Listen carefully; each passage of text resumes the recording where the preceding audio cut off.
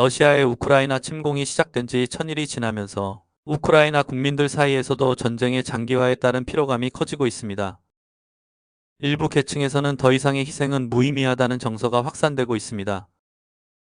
2022년 우크라이나 국민들을 대상으로 실시된 여론조사에서는 응답자의 73%가 승리할 때까지 싸워야 한다고 답했고, 종전협상에 찬성한다는 의견은 22%에 불과했습니다.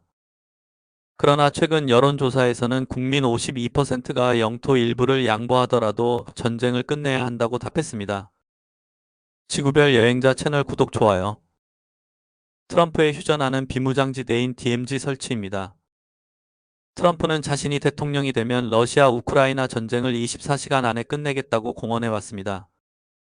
따라서 내년 1월 트럼프가 미국 대통령에 다시 취임하면 휴전 협상이 급물살을 탈 것으로 예상됩니다.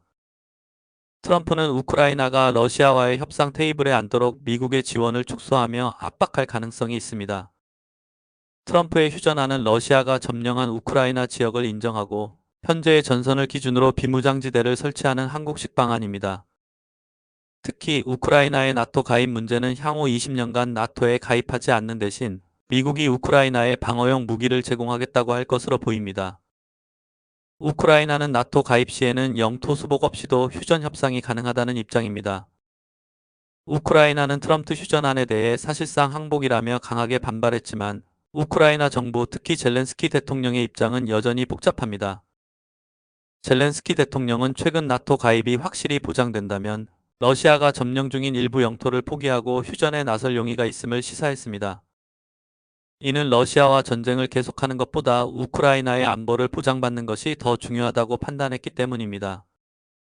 그러나 젤렌스키 정부의 이러한 결정은 국내 강경파로부터 영토 포기는 국가의 배신이라고 강도 높게 비판받을 가능성이 있습니다. 현재 우크라이나 국민들은 트럼프의 당선과 함께 전쟁 의지가 꺾이면서 그동안 미뤄왔던 대통령 선거를 실시하여 정권을 교체해야 한다는 이야기가 나오고 있습니다. 트럼프 취임일인 1월 20일에 러시아와 휴전하고 계엄령을 해제한 다음 5월 25일에 대통령 선거를 한다는 예측이 나오고 있습니다. 젤렌스키 대통령의 임기는 2019년 5월부터 2024년 5월까지로 이미 끝났으나 전쟁에 따른 계엄령으로 대통령 선거가 연기된 상태입니다. 젤렌스키의 유력한 경쟁자는 전 우크라이나군 총사령관이자 현재 영국 주재 대사인 잘루즈니인데 여론조사에 따르면 정권교체 가능성이 크다고 합니다. 러시아는 평화유지군 배치에 반대하고 있습니다. 러시아는 트럼프의 휴전안에 대해 협상할 용의가 있다고 하였지만 나토가 우크라이나 영토에 평화유지군을 배치하는 것에 대해서는 강하게 반대하고 있습니다. 러시아는 루마니아와 폴란드, 독일, 영국 등이 우크라이나 영토를 분할하여 관할할 것이며 10만 명 규모의 평화유지군을 파견한다는 구실로 사실상 우크라이나를 점령할 수 있다고 예상하고 있습니다. 러시아는 이를 나토의 점진적 동유럽 분할 점령 시도라며 나토가 휴전 후에도 우크라이나 내에서 영향력을 유지하려는 것은 받아들일 수 없다고 하였습니다.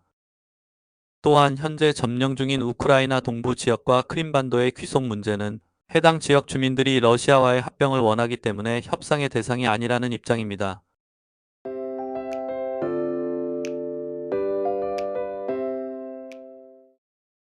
결론적으로 볼 때 러시아 우크라이나 전쟁 당사국들과 국제사회는 전쟁의 장기화를 피하려는 공통된 이해관계가 있습니다.